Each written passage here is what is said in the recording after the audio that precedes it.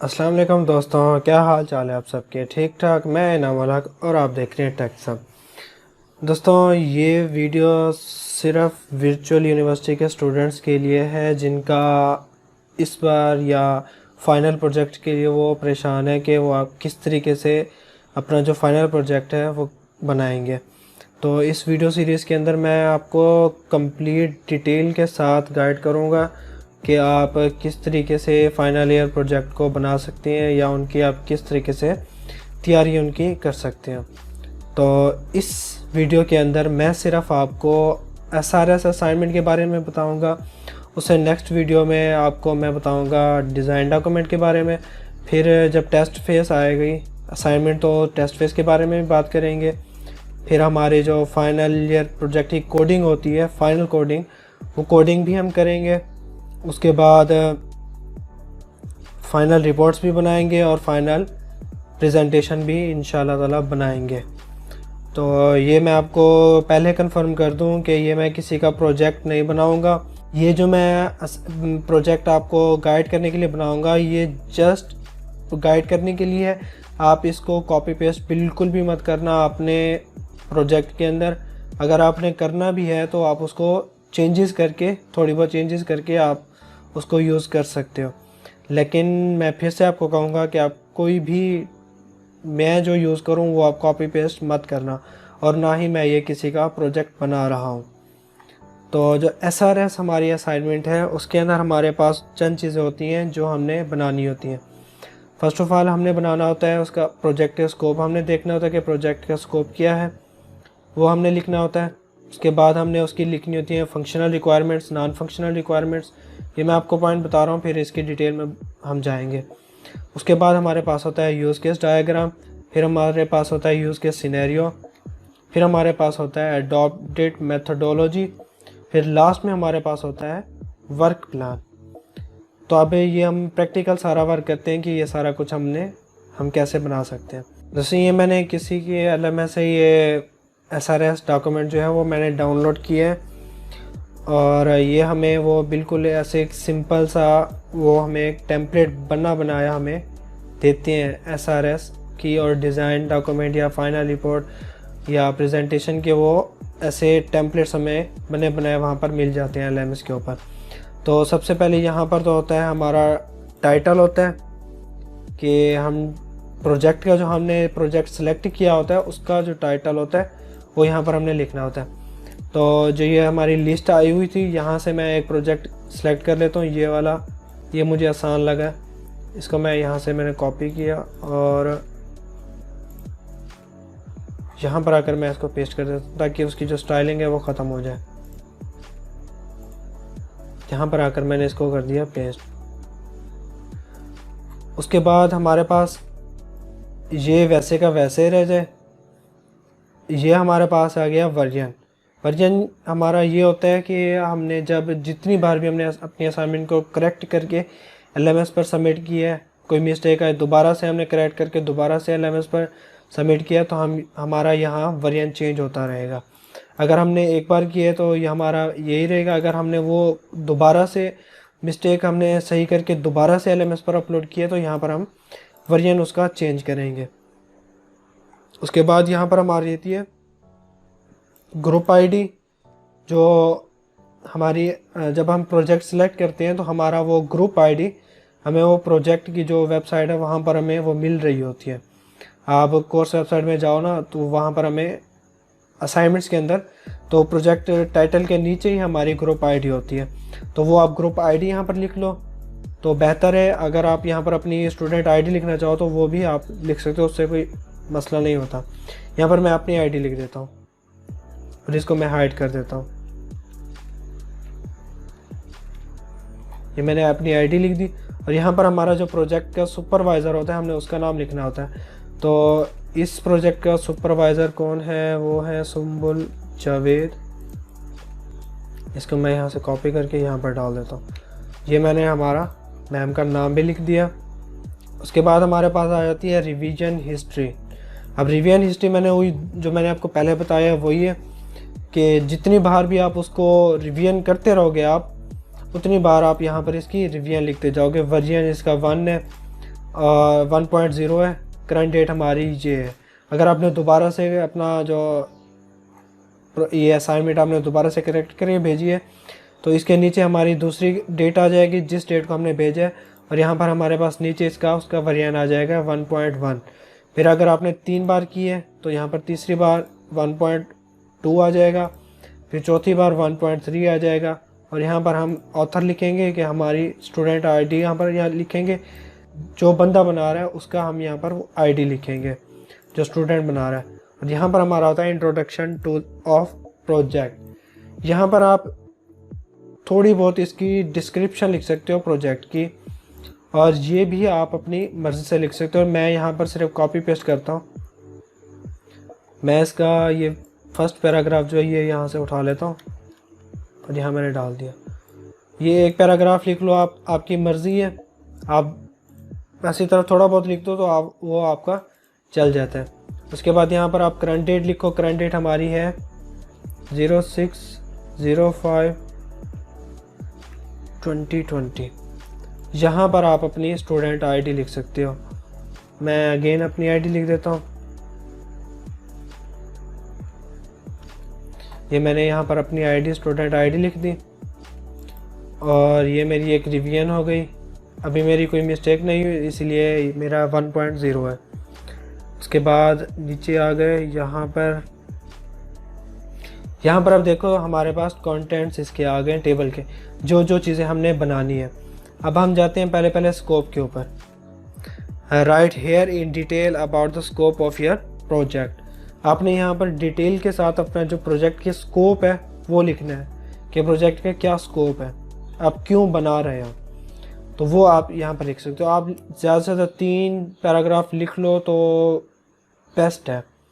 3-4 paragraph लिख लो तो enough है। आप उससे ज़्यादा ना लिखो तो बेहतर है। कम से कम आपके 3 पैराग्राफ लाजमी होने चाहिए। ये मैंने थोड़ा बहुत लिखा हुआ है इसके बारे में, वो मैं यहाँ से कर लेता हूँ कॉपी पेस्ट। ये मैंने यहाँ से कॉपी पेस्ट किया।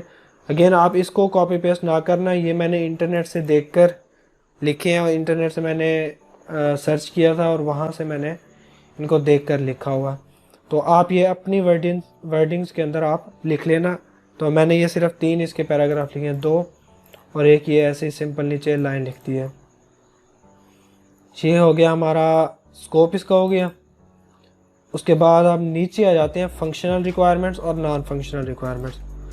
अब ये होते क्या चीज़ है? फंक्शनल रिक्वायरमेंट्स वो चीज़ होती है जो सिस्टम परफॉर्म करता है, मतलब सिस्टम के अंदर क्या क्या चीज़ परफॉर्म होगी वो चीज़ हम फंक्शनल रिक्वायरमेंट्स के अंदर लिखते हैं। और हमारी जो नॉन फंक्शनल रिक्वायरमेंट्स होती हैं वो होती हैं कि फंक्शन सिस्टम हमारा किस तरीके से काम करेगा या किस इन्वायरमेंट में वो काम करेगा, वो हम लिखते हैं नॉन फंक्शनल रिक्वायरमेंट्स के अंदर। अब ये नॉन फंक्शनल रिक्वायरमेंट्स अगेन आप अपनी मर्ज़ी से लिखना, कॉपी पेस्ट बिल्कुल मत करना। आप यहाँ पर जाओ, फंक्शनल रिक्वायरमेंट्स में आपको ये मिले होते हैं, ये इसकी 2 यूज़र्स हैं और 2 ये फंक्शनल रिक्वायरमेंट्स इसके लिखे हुए हैं। आप इसको पढ़ो कि इसके अंदर क्या क्या फंक्शनल रिक्वायरमेंट हैं, तो ये फिर आप अपने अल्फाज में लिख लो। अगर आप यही सारा कॉपी पेस्ट कर लोगे तो मैम आपको गलती निकाल के आपको कहेंगी कि इसको फाइनल रिपोर्ट में आप सेट करके भेजना। तो इससे बेहतर है कि आप पहले से ही इसको सेट करके भेजो ताकि मैम आपको गुड वर्क इसका कमेंट दें। तो सबसे अब हम इसको लिखते हैं फंक्शनल रिक्वायरमेंट्स। यहाँ पर हम कर लेते हैं पहले फंक्शनल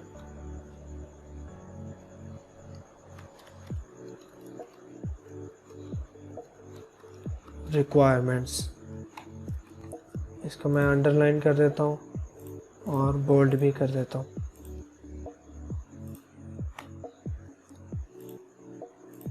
इसको मैं वो कर देता हूँ 1 और 2 नॉन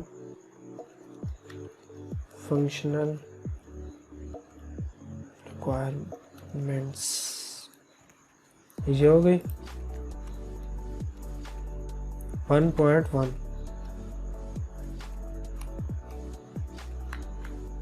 अब यहाँ पर हमने फंक्शनल रिक्वायरमेंट, यहाँ हमारा एक एडमिन है, एडमिन मॉड्यूल, और दूसरा हमारे पास यूज़र मॉड्यूल है।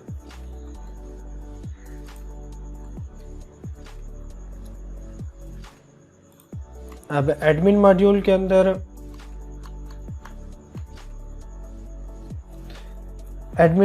अंदर हमारी जो रिक्वायरमेंट्स हैं वो अब हम यहाँ पर लिखते हैं कि एडमिन मॉड्यूल के अंदर हमारी कौन कौन सी रिक्वायरमेंट्स हैं।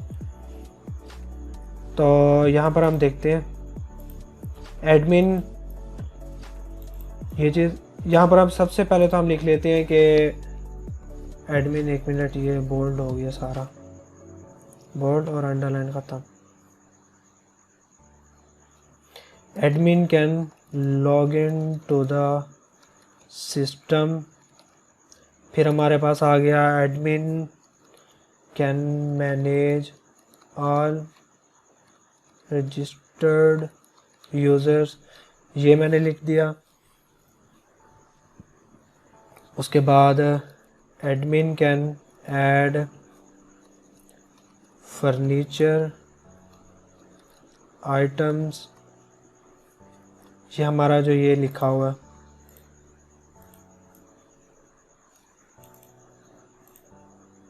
ये आ गया। उसके बाद यहाँ पर हम एक और कर लेते हैं, admin can manage orders, admin will manage, admin can accept reject new orders. अगर आपके माइंड में कोई और हो तो आप लिख लेना यहाँ पर ये। अब यहाँ पर अब हम करते हैं यूज़र का ऑडियो।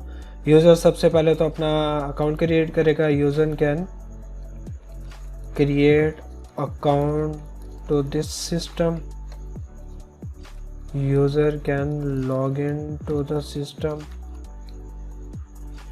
उसके बाद user can search furniture item, user can add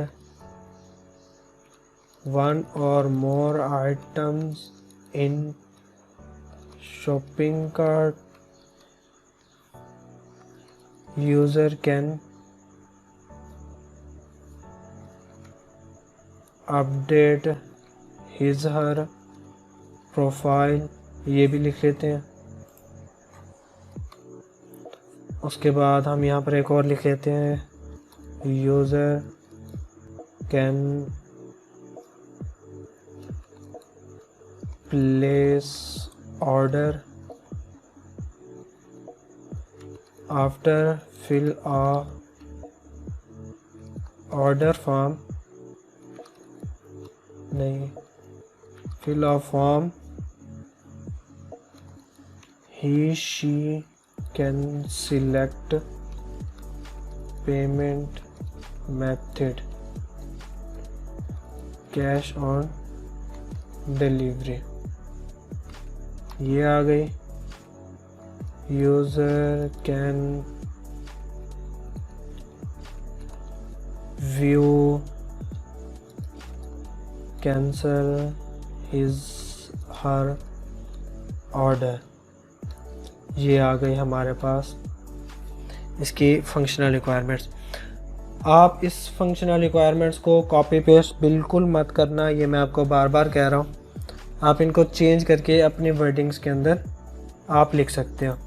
हमारी जो नॉन फंक्शनल रिक्वायरमेंट्स हैं वो अब क्या क्या है, नॉन फंक्शनल रिक्वायरमेंट्स को आप कॉपी पेस्ट कर सकते हो, उसमें इतना इशू नहीं होता। ये मैंने कुछ नॉन फंक्शनल रिक्वायरमेंट्स भी इसकी मैंने लिखी हुई हैं, ये मैं यहाँ से कॉपी करके यहाँ पर पेस्ट कर देता हूँ। ये ऐसे आप इसको चाहे तो आप कॉपी पेस्ट कर सकते हो, ये चीज़ इतनी मैटर नहीं करती। आप चाहे तो अपनी मर्ज़ी से भी लिख सकते हो, आप चाहे तो ये कॉपी पेस्ट आप कर सकते हो। उसके बाद हमारे पास ऑप्शन आ जाता है यूज़ केस डायग्राम्स का। अब यूज़ केस डायग्राम का यूज़ केस डायग्राम हम क्यों बनाते हैं? यूज़ केस डायग्राम हमारी जो यूज़र्स होते हैं और जो हमारा सिस्टम होता है, इन दोनों के दरमियान में वो हमारा इंटरेक्शन शो करता है कि हमारा जो यूज़र है, मिसाल है हमारा कोई ऑथर, हमारा एडमिन है, एडमिन क्या क्या परफॉर्म करेगा वो हम यूज़ केस के अंदर बताते हैं। हमारा यूज़र क्या क्या परफॉर्म करेगा वो भी हम यूज़ केस डायग्राम्स के मुताबिक के थ्रू हम उनको शो कर देते हैं कि ये चीज़ें हमारी यूज़र करेगा और ये हमारी एडमिन करेगा। तो अब ये चीज़ हमारी बनती है MS विजियो के अंदर। विजियो, इसको मैं ओपन कर लेता हूँ। तो यहाँ पर आप देख सकते हो कि यहाँ पर ये बना हुआ है मेरे पास UML यूज़ केस। ये UML यूज़ केस मुझे शो हो रही है। अगर आपको शो ना हो तो आप यहाँ पर यूज़ केस लिख कर सर्च कर सकते हो, आपको वो मिल जाएगा। ये आ गया। यहाँ पर इसको मैंने कर दिया क्रिएट, ये चीज़ आ गई। अब यूज़ केस के अंदर हम जो बनाते हैं उसके जो बेसिक रूल्स हैं वो ये है कि हम पहले इसकी बाउंड्री बनाते हैं। उस बाउंड्री के अंदर हम उसकी सारी फंक्शंस को लिखते शो करते हैं। बाउंड्री हम ये कर सकते हैं, सब सिस्टम हम बनाते हैं। ये सब सिस्टम आया, इसको थोड़ा सा बड़ा करके पेज के सेंटर के अंदर ऐसे जितना होता है सेट कर देते हैं। यहाँ पर ऊपर सबसे ऊपर जो इसका होता है वो नेम होता है। हमारा नेम है online furniture shop management system.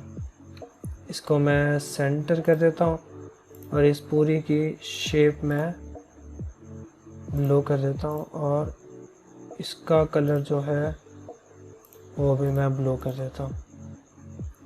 ये आ गई। अब हमारे पास इसके दो यूज़र्स हैं, एक एडमिन है और एक कस्टमर है। तो वो हम एक्टर के ज़रिए शो करते हैं। हमारा जो एक्टर होता है वो बंदा होता है जो हमारा उस सिस्टम के अंदर वो फंक्शंस परफॉर्म करेगा। हमारे पास यहाँ पर दो हैं, एक एडमिन है और एक यूज़र है। तो यहाँ पर मैं इसका डबल क्लिक करके इसको कर देता हूँ एडमिन, और इसका मैं कलर भी यहाँ से कर देता हूँ ब्लू, और ये आ गई यहाँ पर। इसको मैं यहाँ पर लेकर जाता हूँ और इसका मैं कर देता हूँ यूज़र। आप यूज़र करो, कस्टमर लिखो, ये जो दरमियान में लाइन है इसको आप डिलीट कर दो। इसका कलर भी मैं ब्लू कर देता हूँ और ये आ गई। अब यहाँ पर हमारे पास ये दो हमारे एक्टर आ गए और हमारी ये बाउंड्री लाइन भी बन गई है। अब इसके अंदर हमने जो फंक्शंस हमने परफॉर्म करवाने हैं वो हम इस बाउंड्री लाइन के अंदर करवाएंगे। तो वो जो हमारे एक्शंस होते हैं, वो फंक्शंस होते हैं, वो हम यूज़ केस से शो करते हैं। ये मैंने एक यूज़ केस यहाँ पर बनाई और यहाँ पर आप पहले में हम बनाते हैं यूज़र का। यूज़र सबसे पहले सिस्टम के अंदर क्या काम करेगा, वो काम करेगा रजिस्ट्रेशन का। यहाँ पर हमने इसकी एक रजिस्ट्रेशन बना दी और यहाँ पर हम इसको कर देते हैं एसोसिएशन इसके साथ। ये हमारी एक रजिस्ट्रेशन की एसोसिएशन हमारी इसके साथ बन गई कि हमारा जो यूज़र है वो सबसे पहले रजिस्ट्रेशन करेगा। रजिस्ट्रेशन करने के बाद हमारे पास और नेक्स्ट प्रोसेस है, वो है लॉगिन का। एक और मैं यहाँ से ये डायग्राम उठाता हूँ, इसको मैं थोड़ी सी छोटी कर देता हूँ, इसको मैं रख देता हूँ बिल्कुल सेंटर में। तो इसको करता हूँ लॉगिन। अब लॉगिन एडमिन और यूज़र दोनों करेंगे, इसीलिए मैं इसको करता हूँ लॉगिन, इसके साथ एसोसिएशन कर देता हूँ और इसकी एडमिन के साथ भी एसोसिएशन कर देता हूँ। अब हमारी एडमिन और यूज़र इन दोनों की एसोसिएशन हमारी लॉगिन के साथ हो गई है कि हमारा एडमिन और यूज़र हमारे सिस्टम के अंदर लॉगिन होंगे। उसके बाद हमारा बाकी एक्शंस परफॉर्म होंगे। अब यहाँ लॉगिन के साथ आप एक और कंसेप्ट भी ऐड कर सकते हो, एक्सटेंड और इंक्लूड का। एक्सटेंड, ये चीज़ एक्सटेंड होती है कि वो काम हो या ना हो, वो मतलब इतना लाजमी नहीं होता। लेकिन जो इंक्लूड अगर हम कर दें अगर किसी चीज़ के अंदर हमने इंक्लूड कर दिया है तो इंक्लूड का मतलब है कि वो एक्शन लाजमी परफॉर्म होगा। अब यहाँ पर हम करते हैं लॉगिन के साथ हम क्या इंक्लूड कर सकते हैं। हम इंक्लूड कर सकते हैं कि लॉगिन डिटेल जब भी एडमिन या यूज़र देगा तो वो सबसे पहले सिस्टम उसको वेरीफाई करेगा कि हाँ ये जो इन्होंने लॉगिन इंफॉर्मेशन दी है वो करेक्ट है या इनकरेक्ट है। तो वो हम कर देते हैं इंक्लूड के साथ। या मैं एक और डायग्राम बना लेता हूँ और यहाँ ऊपर मैं लिख देता हूँ वेरीफाई लॉगिन डिटेल्स। इसका जो मैं टेक्स्ट है वो मैं थोड़ा सा छोटा कर देता हूँ। या आगे अब यहाँ पर मैं इसको करूँगा इंक्लूड। ये जो आप दोस्तों ये देख रहे हैं इसका जो तीर का निशान है ये तीर हमारी यहाँ जाएगी और ये यहाँ पर ये इस तरीके से यहाँ से ये जो एरो का निशान है वो हमारी उस फंक्शन की तरफ जाती है। और एक एक्सटेंड भी लगा देते हैं यहाँ पर, हम एक एक्सटेंड यहाँ पर कर देते हैं और यहाँ पर हम कर देते हैं शो एरर। मतलब अगर किसी ने गलत इंफॉर्मेशन दी है तो वो उसको शो कर दे एरर। ये इतना लाजमी नहीं है कि वो लाजमी शो करेगा। इसके जो एरो का निशान है वो हमारा लॉगिन की तरफ जाएगा और ये यहाँ से हमारा लॉगिन की तरफ, और ये हमारा इंक्लूड का जो निशान साइन होता है वो इस तरीके से होता है यहाँ से यहाँ तक। उसके बाद हमारा अब आते हैं हम यूज़र के ऊपर कि हमारा यूज़र क्या क्या परफॉर्म करेगा। इसको थोड़ा सा छोटा करके लॉगिन करने के बाद वो अपनी प्रोफाइल को मैनेज कर सकता है, उसको अपडेट कर सकता है, उसको कुछ भी उस अपनी प्रोफाइल के साथ वो कर सकता है। इसकी भी हम एसोसिएशन बना देते हैं इसके साथ, यूज़र के साथ। प्रोफाइल के चेंज करने के बाद वो और क्या काम कर सकता है, और वो काम कर सकता है सर्च फर्नीचर के बारे में वो सर्च कर सकता है। जो जो आइटम्स हमने ऐड किए होंगे एडमिन ने वो उसको यहाँ पर शो हो जाएंगे। फर्नीचर ऐड सर्च करने के बाद वो क्या काम कर सकता है, वो उसको कार्ड के अंदर ऐड भी कर सकता है। इसकी मैं एसोसिएशन बना लेता हूँ इसके साथ, add items to shopping cart. इसका जो टेक्स्ट है वो मैं छोटा कर देता हूँ और इसको थोड़ा सा ऐसे बड़ा कर देता हूँ। ये अब हमारी शॉपिंग कार्ट के अंदर ऐड भी हो गए। उसके बाद यूज़र ऑर्डर भी प्लेस कर सकता है। हमारा इस सिस्टम के अंदर वो यूज़र अपना ऑर्डर भी प्लेस कर सकता है। तो इसके साथ एसोसिएशन बनाकर प्लेस ऑर्डर, जब ये प्लेस ऑर्डर करेगा, प्लेस ऑर्डर के बाद जब ये इंफॉर्मेशन देगा, इंफॉर्मेशन देने के बाद वो अपना पेमेंट मेथड सेलेक्ट कर सकता है। ये भी हम इसकी एक फंक्शन बना देते हैं, सिलेक्ट पेमेंट मेथड। इसको ऐसे, इसका जो ऐसे कर देते हैं। इसकी एसोसिएशन भी इसके साथ बना देते हैं। अब मेरे माइंड में तो बस इतनी आई हुई है इसकी फंक्शनैलिटी कि वो सिर्फ ये काम कर सकता है। बाकी अगर आपके माइंड में है तो आप और भी ऐड कर सकते हो। अब एडमिन की बारी आ गई कि वो एडमिन सबसे पहले क्या करेगा। लॉगिन करने के बाद एडमिन क्या कर सकता है, एडमिन मैनेज यूज़र्स, जो हमारे रजिस्टर्ड यूज़र हैं उनको वो देख सकता है, ब्लॉक कर सकता है, डिलीट कर सकता है। ये इसकी एसोसिएशन इसके साथ। मैनेज यूज़र्स के बाद वो ऐड फर्नीचर भी कर सकता है, फर्नीचर आइटम्स। इसका जो टेक्स्ट है वो थोड़ा सा ऐसे छोटा और इसको थोड़ा सा बड़ा कर देते हैं।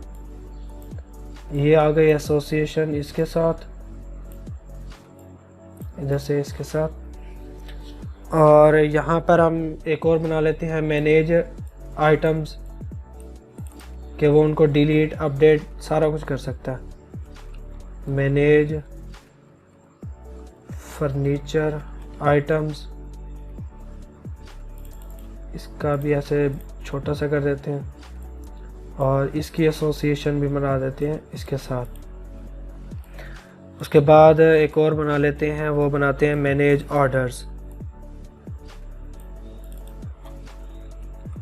मैनेज ऑर्डर्स कि वो ऑर्डर्स को मैनेज भी कर सकता है। इसकी एसोसिएशन बन गई इसके साथ। अब हम मैनेज ऑर्डर्स के अंदर हम एक और इंक्लूड लगा देते हैं कि रिजेक्ट भी कर सकता है और एक्सेप्ट भी कर सकता है। आप उसको इंक्लूड के साथ कर लो या डायरेक्ट इसके साथ एसोसिएशन कर दो, आपकी मर्ज़ी है। एक्सेप्ट, रिजेक्ट ऑर्डर, ये मैंने बनाया, इसको मैंने थोड़ा सा ऐसे छोटा किया और इसकी एसोसिएशन मैं डायरेक्ट एडमिन के साथ बना देता हूँ कि एडमिन एक्सेप्ट भी कर सकता है और रिजेक्ट भी कर सकता है। तो बस इतना बना लेते हैं, बाकी आप देख लेना कि इसकी और कौन कौन सी रिक्वायरमेंट ऐड हो सकती हैं। जो सबसे लास्ट में होगा वो लॉग आउट होगा। लॉग आउट के यूज़र भी और एडमिन भी दोनों इससे सिस्टम से लॉग आउट भी हो सकते हैं। ऐसा ना हो कि आप लॉगिन करवा लो और लॉग आउट का ऑप्शन ही ना दो कि आप लॉग आउट नहीं कर सकते। ये चीज़, ये अब हमारी यूज़ केस डायग्राम जो इसकी है वो ऑलमोस्ट बन चुकी है। इसको मैं अब वर्ड के अंदर लेकर जाता हूँ। वर्ड के अंदर दो तरीके हैं, एक तो आप इसका स्क्रीनशॉट ले लो, स्क्रीनशॉट लेकर इसको वर्ड के अंदर यहाँ पर आकर पेस्ट कर दो, या तो आप ये कर सकते हो या फिर आप ये कर सकते हो कंट्रोल A कंट्रोल C और यहाँ आकर इसको आप पेस्ट कर दो। अब इसका फ़ायदा क्या होगा? इसका फ़ायदा ये होगा कि आप जब डबल क्लिक इसके ऊपर डायग्राम के ऊपर डबल क्लिक करोगे तो वो आपको MS विजुअल के अंदर वो एडिटेबल फाइल उसकी ओपन करके दे देगा, ताकि आप अगर आपको यहाँ पर आप मिस्टेक हो गई है या आपने कुछ और ऐड करना है या चेंज करना है तो आप डायरेक्टली यहाँ से डबल क्लिक करके उसके अंदर चेंज आप कर सकते हो। और अगर आपने स्क्रीनशॉट लिया है तो आपको फिर से वो डायग्राम ओपन करनी पड़ेगी, आपको सेव रखनी पड़ेगी वो डायग्राम, और फिर ऐसे ऐसे आपको मसला हो सकता है। इसलिए आप डायरेक्ट कॉपी पेस्ट यहाँ पर कर लो। तो ये हमारी यूज़ केस डायग्राम भी बन गई है। उसके बाद हमारी बारी आती है यूज़ केस सिनेरियोज़ की, कि हमारा जो यूज़ केस डायग्राम है उसी को हमने ऐसे समझ लें, उसी को हमने टेबल की फॉर्म में हमने लिखना है। यहाँ पर भी उन्होंने बताया कि provide the here the use case scenarios of all use case in a table format. मतलब हमने यूज़ केस पहले हमने डायग्राम की फॉर्मेट में दी है, अब वो कह रहे हैं कि हमें टेबल की फॉर्मेट भी सारे यूज़ केसेस हमें आप दो। के बाद you are suppose to provide a use case scenario for each of use case shown in the use case diagram. मतलब वो अब ये कह रहे हैं कि आपने जो जो हमें डायग्राम में शो की हैं वो आप यहाँ पर भी शो कर सकते हो यूज़ केस सिनेरियो में भी। तो ये मैं अभी वैसे रहने देता हूँ। यहाँ पर हम एक टेबल बनाते हैं, इंसर्ट टेबल 2। सबसे पहले अब हमारा जो टाइटल है, टाइटल होगा रजिस्ट्रेशन का। हम यहाँ पर UC01 ये इसकी हमने आईडी दे दी। डिस्क्रिप्शन नहीं, यहाँ पर एक और ऑप्शन भी आता है, वो आता है एक्टर का, कि ये जो केस है वो कौन परफॉर्म कर रहा है वो हमारा एक्टर में आएगा। एक्टर यहाँ पर हम कर देते हैं यूज़र, कि ये यूज़र हमारा परफॉर्म करेगा। User can create an account, ये हम इसकी डिस्क्रिप्शन हमने दे दी। Pre condition internet must be connected, ये इसकी कंडीशन है कि इंटरनेट लाजमी कनेक्ट होना चाहिए, क्योंकि हम वेब बेस्ड बना रहे हैं इसीलिए इंटरनेट तो हमारा मस्ट है। अल्टरनेटिव पाथ आप इसका दो या ना दो, इसको आप छोड़ो। ऐसा करते हैं, इस अल्टरनेटिव पाथ को हम लिखते ही नहीं है, डिलीट इंटायर रो। उसके बाद हमारे पास आ गई एक्शंस, के हम एक्शन कौन कौन से परफॉर्म करेंगे। 1 सबसे पहले तो सर्च ऑन इंटरनेट, मतलब सबसे पहले हमारी सर्च वेबसाइट ऑन इंटरनेट, सबसे पहले हमारी वेबसाइट इंटरनेट पर सर्च होगी। उसके बाद यहाँ पर हम दूसरा click on registration button, fill a registration form, enter submit button, या क्लिक ऑन सबमिट बटन आप लिख दो।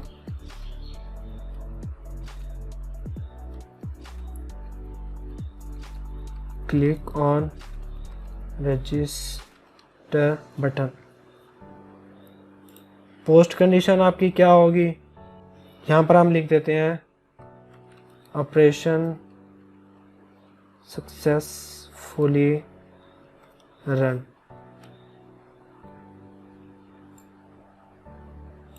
या फिर आप यहाँ पर ऐसे लिख दो तो यू आर सक्सेसफुली रजिस्टर्ड।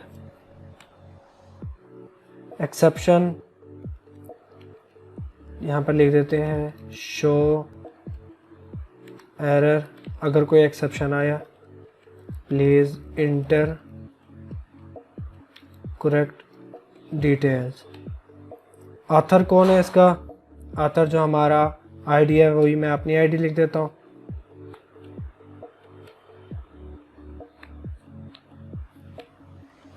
ये अब हमारी एक केस बन गई है,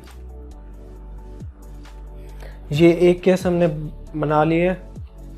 ऐसे ही आप कर सकते हो, 2 3 आप बनाओ, 4 बनाओ, जितनी आपकी यहाँ पर होगी वो आप बना सकते हो। इसको मैं ख़त्म कर देता हूँ। ये हमारी आ गई रजिस्ट्रेशन। इसी तरीके से आप इस सारे को कॉपी करके यहाँ पर आप पेस्ट कर सकते हो, और यहाँ पर आप कर दो लॉगिन, और इसकी आईडी आप चेंज कर दो। ये अब एडमिन और यूज़र दोनों के लिए है। यहाँ पर आप कर सकते हो user admin can log in to the system, ये मस्ट बी कनेक्टेड, ठीक है। Click on login button, enter login details, click on login button,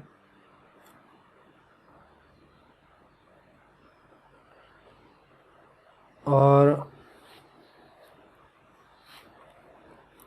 you have successfully logged in।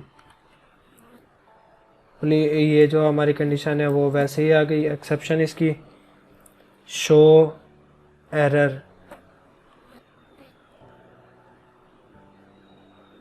उसके बाद इसका भाई ऑथर। ये हमारी 2 बन ली गई, 2, अच्छा 2।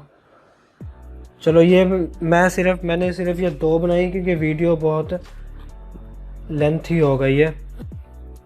ये हम 2 बनाई। उसके बाद हमारे पास आ गया एडॉप्टेड मेथोडोलॉजी। आप ये सारी आप कंप्लीट बनाना, जितनी आपने यूज़ केस के अंदर यूज़ की हैं, फंक्शंस आपने यूज़ किए, और सारे आपने टेबल के अंदर लाजमी आप उसको लिखना। मैंने सिर्फ 2 की हैं टाइम बचाने के लिए। Write here detail about adopted methodology for your project. You must choose view process model which is the combination of a waterfall and spiral model. More or combining 2 or more methodology is explained in। मतलब वो ये कह रहे हैं कि आप जो view process model है उसको आप मस्ट सेलेक्ट करना, जो कम्बिनेशन है वाटरफॉल और स्फीरल मॉडल्स के। आप CS605 के हैंडआउट्स के अंदर आपने इन 2 मॉडल्स के बारे में पढ़ा होगा। इन दोनों का कम्बिनेशन हमारे पास है व्यू प्रोसेस मॉडल।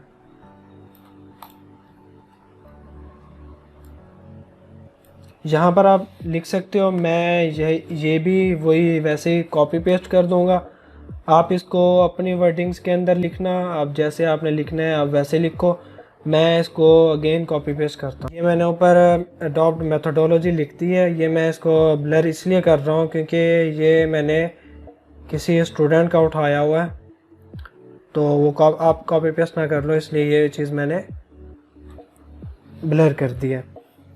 और ये आप अपनी वर्डिंग्स के अंदर लिख सकते हो ये सारा, कि आपने व्यू प्रोसेस मॉडल की है तो आप व्यू प्रोसेस मॉडल के बारे में थोड़ा सा आप लिख सकते हो।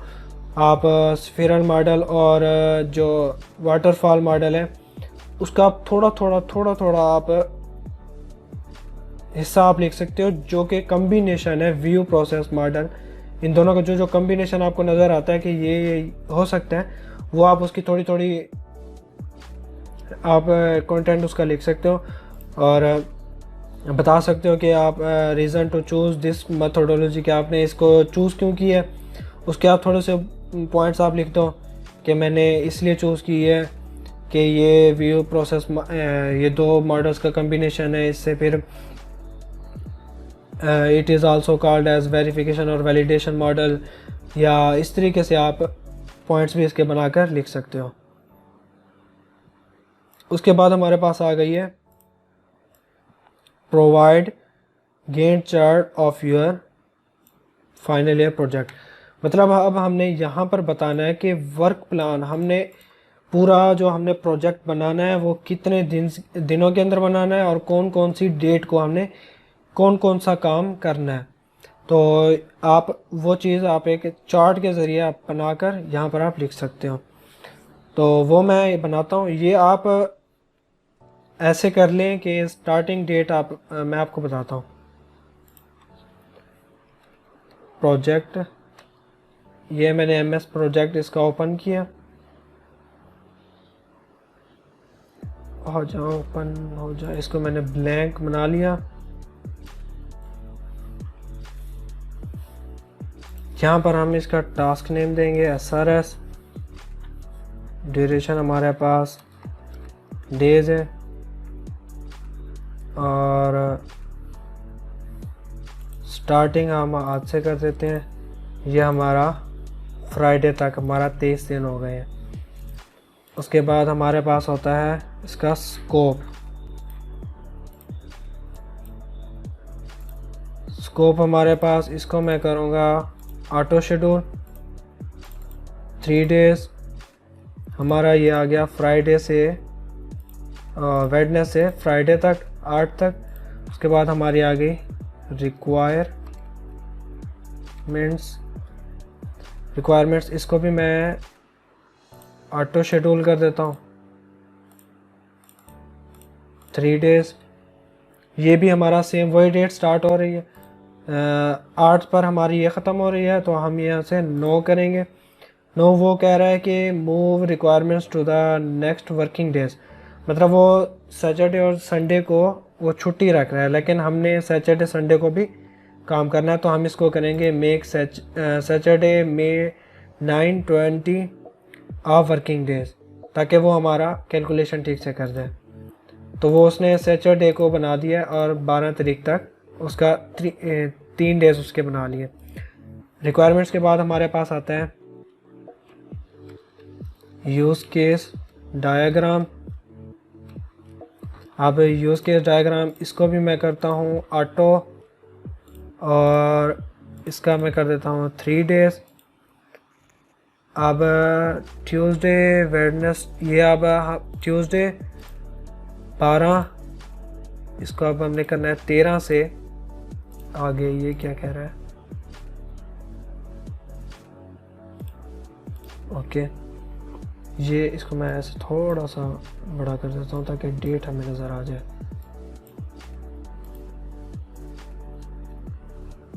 ये आ गई। उसके बाद हमारे पास आ गया यूज़ केस सिनेरियो।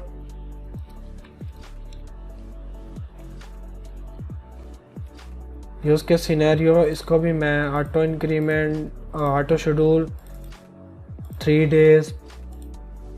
हमारा ये 15, 16, फिर 16 को स्टार्ट होगा। इसको भी अगेन मेक कर दें ताकि वो उसका, फिलहाल इसको मैं थोड़ा सा छोटा कर देता हूँ। उसके बाद हमारे पास सिनेरियो के बाद एडॉप्टेड मेथोडोलॉजी है।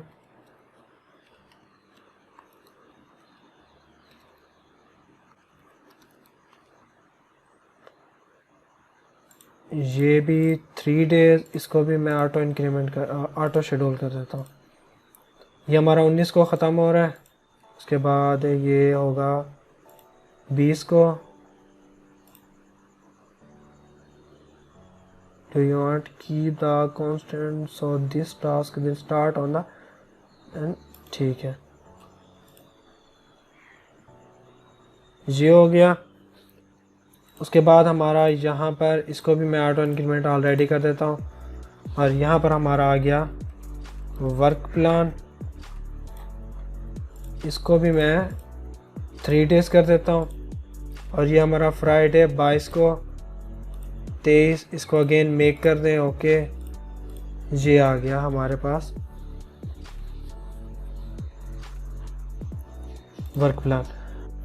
दोस्तों ये गैंट चार्ट मैंने, ये इस तरीके से गैंट चार्ट सारा बनेगा। और जब अभी मैंने ओपन किया हुआ था वो अभी मैं बना रहा था, लेकिन ये मैंने किसी और का मैंने उठा लिया, बनाया, क्योंकि हमारे पास टाइम इतना नहीं है। तो ये मैंने एक उसका गैंट चार्ट उठा लिया। ये complete as same to same ये इस तरीके से बनता है। आप इसका स्क्रीनशॉट लेना चाहो तो आप इसका स्क्रीनशॉट ले सकते हो, लेकिन इसकी आप डेट्स वगैरह आप लाजमी चेंज कर देना, क्योंकि ये देखो ये 2019 का बना हुआ है, 2019, और अब हमारा जो है प्रोजेक्ट वो 2020 का है। तो आप वो 2020 वाली आप डेट सेलेक्ट करोगे, ये हमारी 2019 की। और ये जो आप स्टार्ट और फिनिश वाली डेट है, ये हमारी वो वाली डेट होती है जो हमारी LMS के ऊपर होती है। मतलब LMS के ऊपर हमारी इसकी जो डेट स्टार्ट हुई थी वो 5 को स्टार्ट हुई थी, मतलब 3 को स्टार्ट हुई थी, 5वें महीने के 3 डेट को ये स्टार्ट हुआ था प्रोजेक्ट। और SRS की जो डॉक्यूमेंट, SRS की जो लास्ट डेट थी वो थी 6ठे महीने में 3री डेट पर, ये इसकी SRS की लास्ट डेट थी।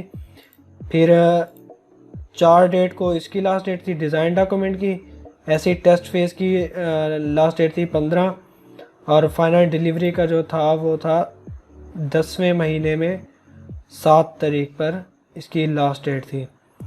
तो ये तो 2019 का बना हुआ प्रोजेक्ट। इसकी आप 2020 वाली कर लेना चेंज, और बाकी ये स्कोप, रिक्वायरमेंट, यूज़ के सिनेरियो, मेथोडोलॉजी, ये सारा कुछ आप सेम ऐसे लिख सकते हो। तो ये हमारी आ गई, इसकी स्क्रीनशॉट भी मैंने लेकर यहाँ पर सेट कर दिया। ये हमारा SRS डॉक्यूमेंट हो गया रेडी। ये सारा हमारा SRS डॉक्यूमेंट हो गया रेडी।